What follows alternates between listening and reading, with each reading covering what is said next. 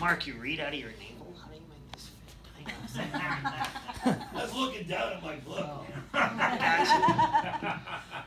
have to look down at my own book. The twin thing makes me think you should be as tall as me. It just seems like that should happen, doesn't it? I'm not really sure. All right, I'm going to do that douchey read out of all my different book thing. I apologize. Do it. Let's see where I start. Okay, I'm a Navy sailor. I write an awful lot about what it was like to be in Afghanistan, and I write an awful about what it's like to come home after Afghanistan. So I'm going to start with what's called dead as a doornail, or what I want to say when you ask me if I can explain PTSD.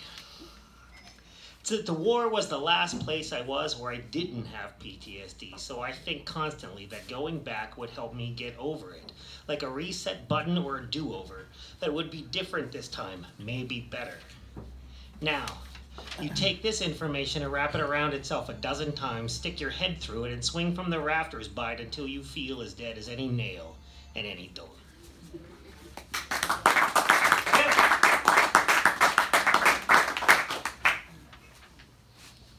This is called group therapy. If you've ever been in there, you know, someday there should be a book of everybody who's had to write about it. Okay, only the new guys want to tell their stories, and all of us who have been here a while will agree that all we need is which war you were in. The rest of it is all just shit we can see in your eyes.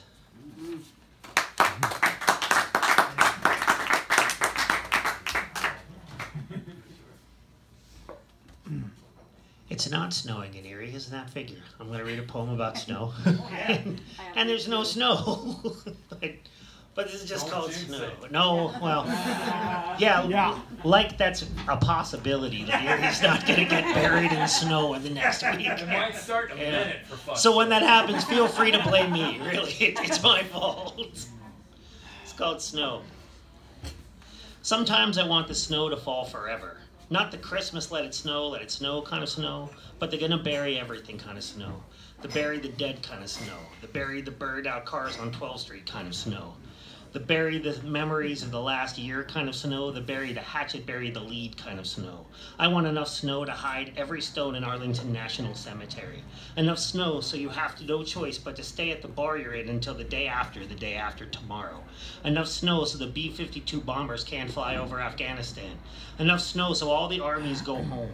Enough snow that all the fires go out and all the polar bears get to go home and get fat again.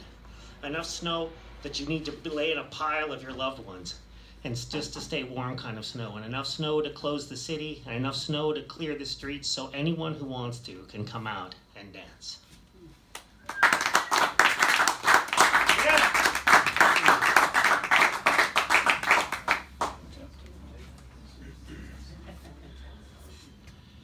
How many of you guys ever took a writing class? How many of you guys ever taught a writing class? The hardest thing when you're trying to teach someone how to write is there's always somebody there who's so good you go, I don't want to teach you anything. I don't want to touch anything. I just want you to do what you do and don't change anything. This is about a day I met that kid.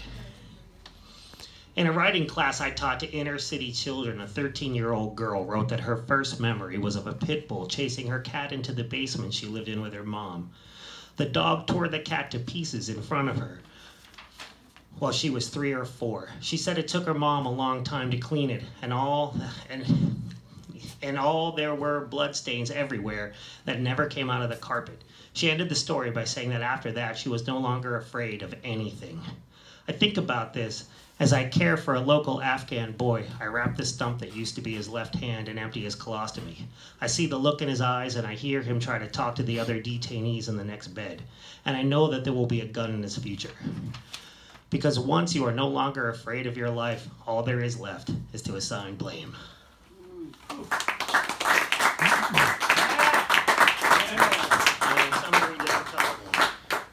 And yes, he grabs another book. See, oh, what a douchebag.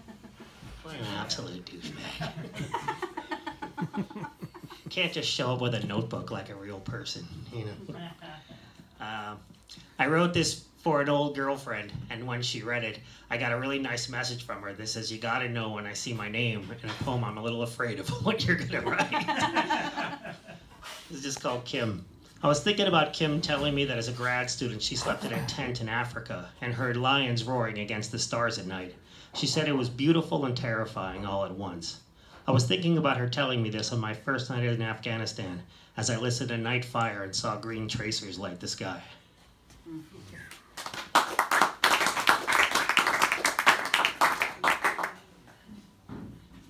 It's a poem I wrote for my dog, sort of. It's called Stella. That's the problem with this dog I have. She's terrified of fireworks, I say to the guys watching them explode over the ball field. Then I pull her leash and we run for home. It's just easier than admitting that 8 years after the war, I still can't stand that sound. And